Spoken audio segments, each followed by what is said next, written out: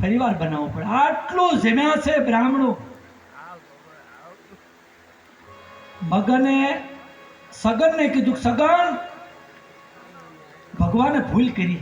કા આ મોઢું છે અહીંયા આપ્યો એને બદલે જો અહીં માથા પર આપ્યો તો 2-3 લાડવા વધારે હામી જાય.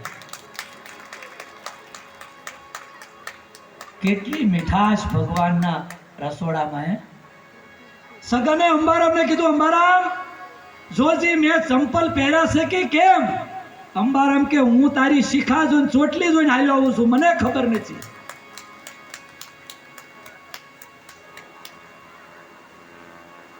અને રામચંદ્ર નામનો બ્રાહ્મણ ઘરે આવ્યો ને તે 12 હાંકમાં નહોતો આવી શકતો.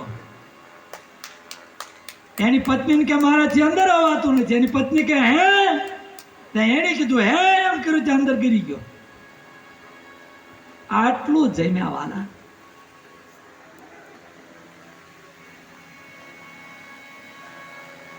હવને દક્ષિણા આપી છે, સોનાની કંઠીઓ આપી છે.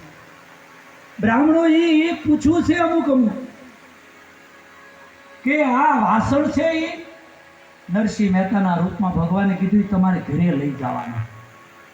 તમે લેતા જાઓ, અમારે કોઈ અહીંયા ઉટકવા વાળું કોઈ નથી. તમે લેતા જાઓ તમારે ઘરે. સોનાના વાસણો, સોનાની થાળી, સોનાના વાટકા, અમારે આ કોઈ ઉટકવા વાળું નથી. ખાલા પ્રસંગ આખો પૂરો થઈ ગયો.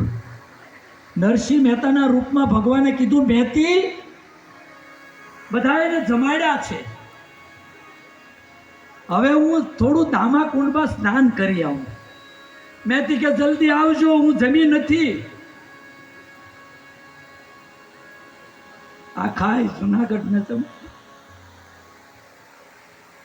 જુનાગઢને જમાડ્યું. મહેતી ભૂખી છે.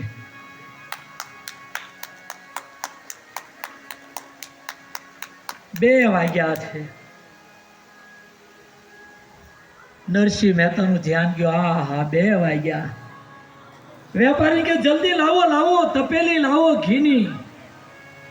એ મેં તેલી થી તપેલી હાથ જો ધરણી ધરનું ધ્યાન ધરે.